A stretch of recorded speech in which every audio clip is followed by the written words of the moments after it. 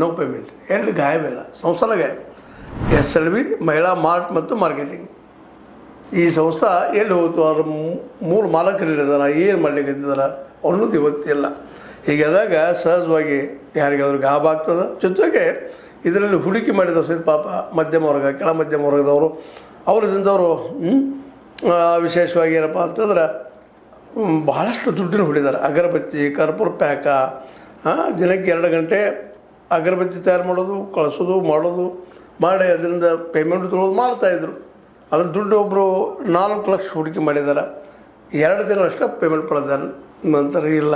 ಹೀಗೆ ಮುಂದೆ ಇದು ಹೆಚ್ಚು ಕಡಿಮೆ ಬೆಂಗಳೂರು, ತುಮಕೂರು, ಹಾವೇರಿ, ಹುಬ್ಬಳ್ಳಿ, ಶಿವಮೊಗ್ಗ, ರಾಯಚೂರು, ದಾವಣಗೆರೆ ಹೀಗೆಲ್ಲ 10 ಜಿಲ್ಲೆಗಳಲ್ಲಿ ಇವರು ತಮ್ಮ ಏನಪ್ಪ ಅಂದ್ರೆ ಶಾಖೆಗಳು ವ್ಯಾಪಿಸ್ಕೊಂಡು ಆ ಮೂಲಕ ದುಡ್ಡು ಸಂಗ್ರಹ ಮಾಡ್ಕೊಳ್ಳೋಂಥದ್ದು. ವಿಶ್ವಾಸ ಮಾತ್ರ ಮೂಡಿಸೋದು ಮಾರ್ಕೆಟದಲ್ಲೇ. ವಿಶ್ವಾಸ ಮಾಡೋ ಹಂತಕ್ಕೆ ಬಂದಾಗ ದುಡ್ಡು ಸಾಕಷ್ಟು ಕೊಟ್ಟಿದ್ದಾರೆ. ನೋಡ್ರಿ 860 ಕೋಟಿ ಅಂದ್ರೆ ಸಣ್ಣ ಅಮೌಂಟ್ ಅಲ್ಲ. ತೊಗೊಂಡು ಎಕ್ದಮ್ ಗಾಯಬ್. ಇಂಥ ಮೇಲೆ ಆಗ್ತಾನೆ ಇದ್ದಾವೆ. ಸರ್ಕಾರ ಇಂಥ ವಿಷಯದಲ್ಲೇ ಕಾಳಜಿ ವಹಿಸ್ಬೇಕಂತ ನಾವೆಲ್ಲ ಅಂತೀವಿ. ಆದರೆ ಸರ್ಕಾರನ ಇವತ್ತು ಹೇಳುವಂಥ ಇಂಥ ಕಂಪ್ನಿಗೆ ಅಲಾವ್ ಕೊಡೋದ್ರಿಂದಾಗೆ ಸಹಜವಾಗಿ ಹೊರಗಾರ ಯಾರಂದ್ರೆ ಸರ್ಕಾರ ಅಂತ ಹೇಳಬೇಕಾಗ್ತದೆ. ಯಾಕಂದ್ರೆ ಈಗ ಹಿಂದೆ ನೋಡಿದ್ವಿ ನಾವು, ಈ ಅನೇಕ ಕಾರ್ಪೊರೇಟ್ಗಳು ದೇಶ ಬಿಟ್ಟು ಹೋಗಿದ್ದು 10,000 ಕೋಟಿ, 15,000 ಕೋಟಿ, 20,000 ಕೋಟಿ ತೊಗೊಂಡ. ವಿಜಯ್ ಮಲ್ಯ ಇರ್ಬೋದು, ಮತ್ತೆ ಇರ್ಬೋದು, ಚೌಕ್ಷಿ ಇರ್ಬೋದು, ಏನೇನೋ ಹೆಸರು ಬರ್ತಾರೆ ಅವರೆಲ್ಲರೂ. ಇನ್ನೊಬ್ರು ಯಾರೋ ಮೋದಿ ಅಂತೇಳಿ ಬಂದು ಹೋಗಿಬಿಡ್ತಾರೆ.